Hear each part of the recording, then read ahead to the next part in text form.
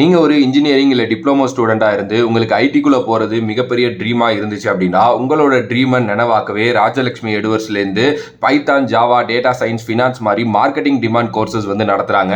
Already 500+ students இங்கே படித்து செமையான ஜாபில் இருக்காங்க. 30+ இண்டஸ்ட்ரியல் எக்ஸ்பர்ட்ஸ் வந்து பார்த்தீங்க அப்படின்னா நம்மளோட ரீஜனல் லாங்குவேஜ் தமிழ் அண்ட் இங்கிலீஷில் கூட வந்து பார்த்தீங்கன்னா சொல்லித்தராங்க.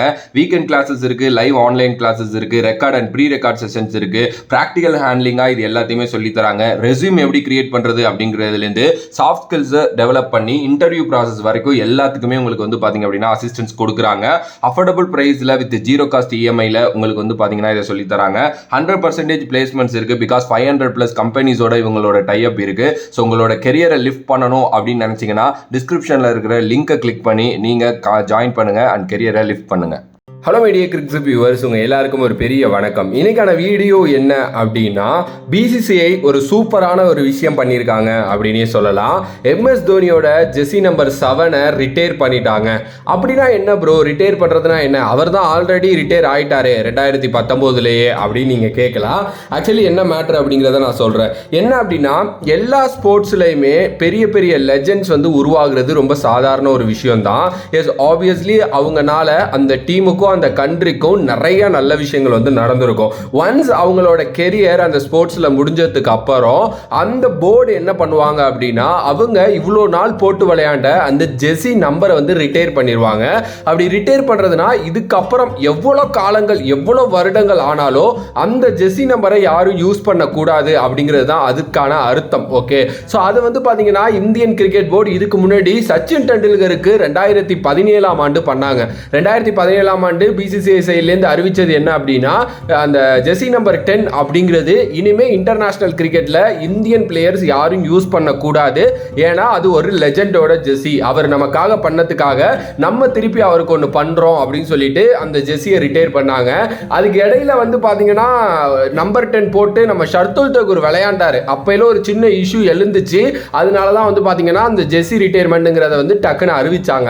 இப்போ 2019 ரிட்டையர் ஆன எம்எஸ் தோனி நம்மளோட 3 ஃபார்மேட்லயுமே ஐசிசி டிராஃபியை வந்து பாத்தீங்க அப்படின்னா வின் பண்ணி கொடுத்த ஒருத்தர். எங்க ப்ரோ டெஸ்ட்ல வின் பண்ணாரு அப்படின்னா, டெஸ்ட் மேஸ்னு ஒன்று இருந்துச்சுல, அது இப்போ ஐசிசி டிராஃபியா கன்வெர்ட் பண்ணப்பட்டிருக்கு. பட் அதை தோனி அப்பயே வின் பண்ணாரு, நம்ம அதையும் வச்சுக்குவோம். இதை தாண்டி 3 ஐசிசி டிராஃபி லிமிடெட் ஓவர்லேயே தலைவன் வச்சிருக்கான். ஓகே, ஸோ இது மாதிரி நிறைய பண்ணியிருக்காரு. Obviously legend of the Zorro அப்படின்னு நான் சொல்லுவேன்.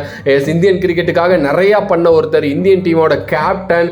இவருக்கு வந்து பாத்தீங்க அப்படின்னா அந்த 7 அப்படிங்கிற ஜெர்சி நம்பரை இப்போ பிசிசிஐ ரிட்டையர் பண்ணியிருக்காங்க. இதுக்கப்புறம் இந்தியன் கிரிக்கெட்ல இன்னும் இதுக்கப்புறம் யாருமே அந்த 7 ஜெர்சி வந்து போட மாட்டாங்க. பிகாஸ் அந்த ஜெர்சி நம்பர் அவைலபிளே இல்லை அப்படிங்கிற மாதிரி அறிவிச்சிட்டாங்க.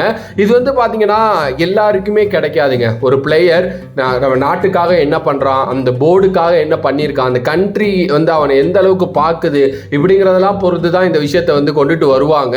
ஏன்னா ஆப்வியஸ்லி வந்து பாத்தீங்க அப்படின்னா இது ஒரு பெரிய பெரிய பெரிய விஷயம். வேற வேற ஸ்போர்ட்ஸ்ல எல்லாம் இது வந்து பாத்தீங்கன்னா நடந்துகிட்டே தான் இருக்கும். கிரிக்கெட்ல இது கொஞ்சம் ரேர் தான். நம்ம இதுலயே பாத்தீங்கன்னா சச்சின் டெண்டுல்கருக்கு தான் இதுக்கு முன்னாடி ஆக்கியிருக்காங்க. இப்போ எம்எஸ் தோனிக்கு ஆக்கியிருக்காங்க. Next maybe Virat Kohli and Rohit சர்மாவா இருக்கலாம். பட் அதை பத்தி நம்ம ஃபியூச்சர்ல பேசுவோம். எஸ், ஆப்வியஸ்லி நிறைய பேர் இதை வந்து கொண்டாடிக்கிட்டு இருக்காங்க அப்படின்னே சொல்லலாம். குறிப்பா எம்எஸ் தோனியோட ஃபேன்ஸ் எல்லாருக்குமே இது வந்து பாத்தீங்கன்னா ஒரு மிகப்பெரிய நல்ல விஷயம் அப்படின்னு தான் நான் சொல்லுவேன். ஏன்னா அவங்க ரொம்ப நேரம் எக்ஸ்பெக்ட் பண்ணி காத்திருந்தது. நீங்க பாத்துக்கிட்டீங்க அப்படின்னா சுக்மன் கில்லோட ஜெர்சி நம்பர் 7 தான் அவர் அண்டர் 19 ஆடின வரைக்கும். ஆனா இங்க வர்றப்போ 77 மாறுறதுக்கு காரணம் 7ங்கிற ஜெர்சி நம்பர் இங்க அவைலபிள் இல்ல அப்படிங்கிறதுனால தான் 77 வச்சிருக்காரு அவரு. நீங்க ஐபிஎல் எல்லாம் அவரோட ஜெர்சி நம்பர் 7 தான் நினைக்கிறேன். ஓகே, ஸோ அதான் அந்த யாருக்குமே போயிடக்கூடாது. ஏன்னா அவர் ஒரு லெஜெண்ட் அப்படிங்கிறத கருத்து தான் இது பண்ணியிருக்காங்க. அண்ட் உங்களோட கருத்து இதை பத்தி என்ன அப்படின்னு சொல்லிட்டு மறக்காம கமெண்ட் பாக்ஸ்ல கமெண்ட் பண்ணுங்க. If you like the video please like, share and subscribe to நம்மளோட கிரிக்ஸிப் சேனல்.